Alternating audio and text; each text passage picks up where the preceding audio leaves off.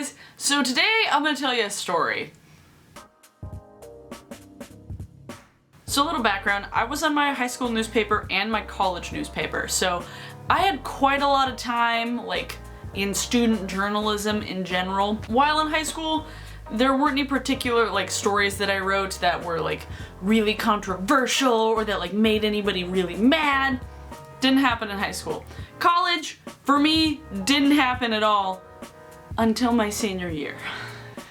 Really, anybody who's gone to school knows those kids that are always like way too enthusiastic about activities and are almost like attention whores, you know, like where they're the popular kids, but they're the kids that just like feed on attention. That was pretty much the entire population of our student involvement, is what the larger group of people were called. The newspaper was also part of the student involvement group, but student journalists are kind of in their own little world, you know, where like we're supposed to at least stay a little bit disconnected from the rest of the group to like maintain a critical eye. The problem with student involvement in our school was that we were literally right down the hall from them. So everybody was like around each other all the time. It wasn't a very large campus, so everybody was interacting with anyone at any given moment. And the other groups tended to think that like it was our job to help promote their stuff, which is not the case, because objectivity. Yeah. So they naturally weren't as happy with us because we weren't completely agreeing with everything that they wanted us to do. The activities board came out with new promotional material. The promotional material up until this point had pretty much always had the same people on it. So we had the racial diversity. We did not have the other kind of diversity shown in the promotional material. Because it was a small commuter campus, we had a lot of people who would go back to school, a lot of single parents, a lot of people who worked during the day and would go to classes at nighttime, a lot of people that were like non-traditional students. None of those people were ever shown in any of the promotional material. It was always the people who were in the activities board. You see where I'm going with this? see where I'm going with it? So I wrote a story, an opinions article in my college paper, basically saying all of that in like a more concise way and with better grammar and stuff. Sadly, the website that our newspaper was published on is no longer a thing, but Wayback Machine came to my rescue because Wayback Machine is amazing. I'll just read you one little section of the article. We have 3,372 students of all walks of life filling our classrooms, attending our events, checking out books in our library, and reading our paper. I understand and appreciate everything that student involvement does to make our campus a better place and more accessible for all, but I think the promotional material that features consistently the same faces makes student involvement seem more exclusive rather than inclusive. That was my point. But probably what pissed off people the most was the last paragraph I had. If people are putting the energy to take portraits to promote student involvement, why not seek out new students to actually get involved in the project? Seek out the people who aren't as forward as others. There are plenty of people in student involvement with big personalities that thrive on meeting new people and frankly, love attention. But there are also a lot of people like those of us on the insert newspaper name here that are much more introverted and might have great ideas but are just too intimidated to put themselves out there. And not everyone has enough time to be on a committee or a club, but they're just as vital to the well-being of our campus. I wrote this, I published it, it was a big cover story because there wasn't anything happening in the news that week. What happened the next day after this was published was perhaps my proudest moment in all of college. Because as somebody who was in student journalism for several years, if you're not making anybody mad ever, you're not doing a very good job. Because at least if you're writing opinions articles, if you're writing opinions articles that don't get anybody riled up, why? There's supposed to be some sort of like response to it. Maybe not necessarily like outrage, but like a response. And boy, did I get a response. It was like in Harriet the Spy when Harriet's notebook gets stolen and everybody reads it aloud and they all find out all of her secret thoughts about them, and then she walks around school and everybody hates her. That's what it felt like. And in the best way possible, because I wasn't a 12-year-old, I was a 21-year-old in college who really didn't give a fuck about the haters because they were wrong.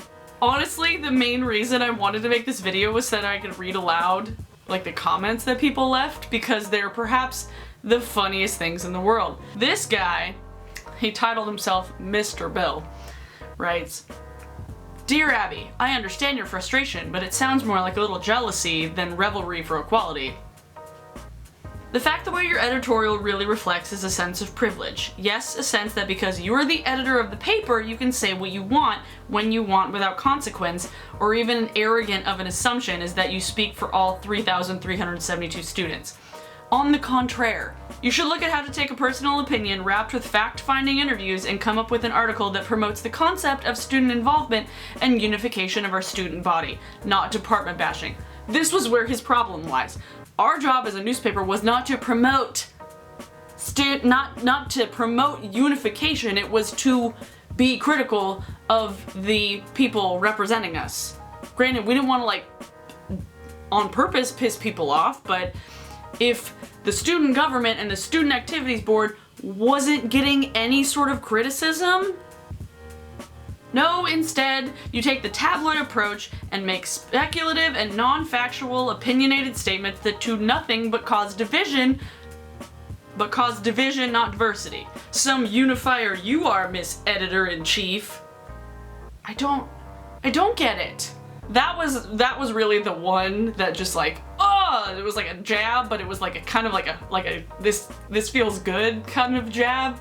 Because he clearly knew nothing about what he was fucking talking about. It felt great to get that kind of validation, because I'm like, I piss people off. They're taking it personally because they're doing something wrong. Because the thing is, if somebody gets real defensive, that's because they feel guilty. I don't know if anybody's gonna find this as funny as I do, or like anybody else who's in student journalism, but this is for all of you out there. Or really anybody who has felt like excluded from like clubs and groups. That's what this is for. For those people. So this was from an anonymous person. Psych, it was my sister. It was so good. "Dear Mr. Bill," that's what he called himself. "I'm wondering if you know what an opinions article is. However, saying that her article was opinionated makes me think you do not. To clarify, opinions pieces do not require this investigative reporting you speak of. I'm also wondering what part of her article was tabloid, because I don't seem to get that vibe. Perhaps you would explain?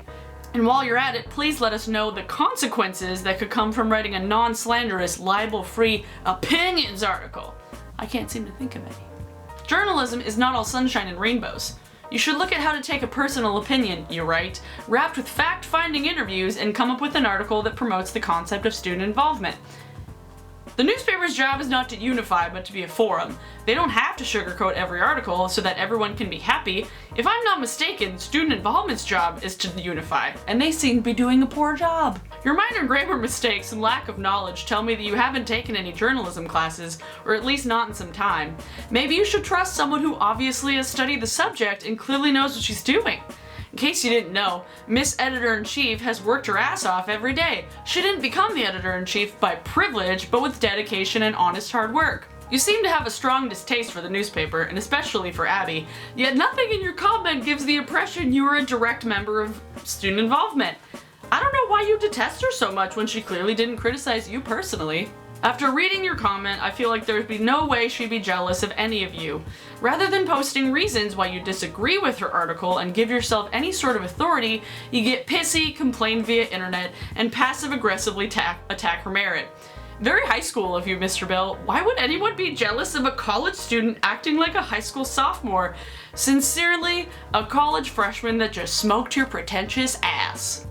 And for the rest of you, there's a reason student involvement is exclusive. You were all the leadership students in high school, and no one liked you then either. Just,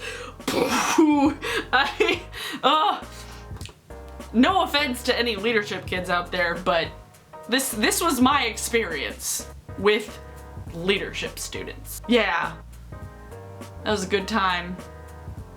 There's plenty more comments here.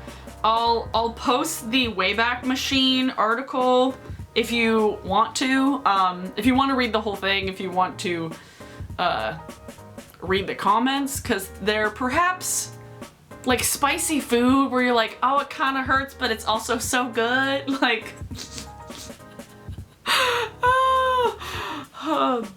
so yes, kids, if you ever join the student newspaper, prepare to feel like Harriet the Spy at least one time in your student journalism career. And that is if you're doing something right. Let me know if you want to hear any more stories about my time in college or high school, because I have some.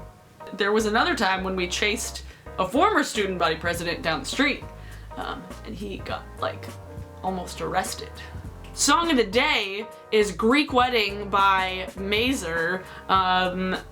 They were on the most recent episode of Band in Seattle, so you should check it out on YouTube, because I'm gonna make sure I post this on Wednesday when the episode is up on the internet. So I'll post a link to the episode and also to that song specifically so you can hear the whole thing. But yeah, stories and stuff in like high school and college. It was college, but it felt like high school, because I'm like, why are you mad that we don't like your club?